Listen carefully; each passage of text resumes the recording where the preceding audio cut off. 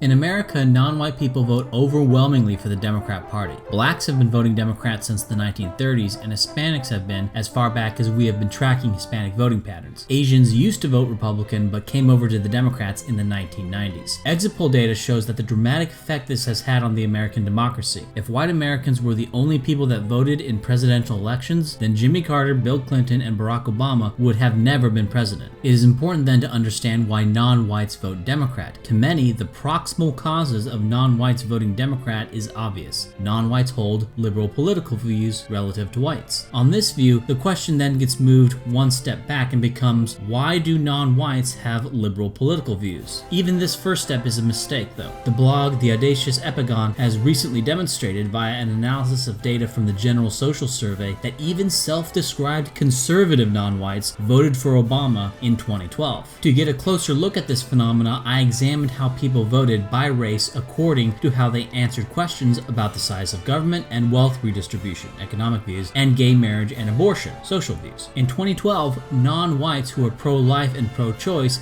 for and against gay marriage, for smaller and larger government, and for or against wealth redistribution all voted for Obama, with the exception that Hispanics who are against wealth redistribution broke for Romney by 6 points. Even this Hispanic exception is not reliable. See, for instance, this data from the 2008 election. And yes, the black pattern stays the same when you look at pre-Obama elections. Thinking that the government should be smaller had the largest impact on the black vote. Because of this, I decided to look at blacks who self-identify as conservative and who think the government should be smaller. They still identified as Democrats. Demographic variables follow a similar pattern. Pew data shows that non-whites at every level of education and income, and of both sexes, are more likely to identify as Democrats than Republicans. Political ideology and demographic data strongly predict how white people vote. To many white people, I suspect that it is almost incomprehensible that these things would not be the major factors in determining who someone favors for president, and yet for non-whites something entirely different is clearly going on. Some might suppose that this other factor is racial tribalism, and indeed, measures of racial tribalism do predict how strongly blacks favor the Democrat Party. But even blacks who do not think, for example, that government assistance to blacks should be increased, or blacks who think that the Republican Party is better than the Democrat Party for black people, prefer the Democrat Party. Similarly, blacks who do and who do not feel that they have been discriminated against because of their race prefer the Democrat Party. In fact, blacks who both want smaller government and think that government assistance to blacks should be lower prefer the Democrat Party. Measuring ethnic tribalism among Hispanics is a little less straightforward, but immigration views seems like a reasonable proxy. On a 6-point scale of party affiliation, with 0 meaning strong Republican and 6 meaning strong Democrats, Hispanics who want increased immigration on average score 3.6,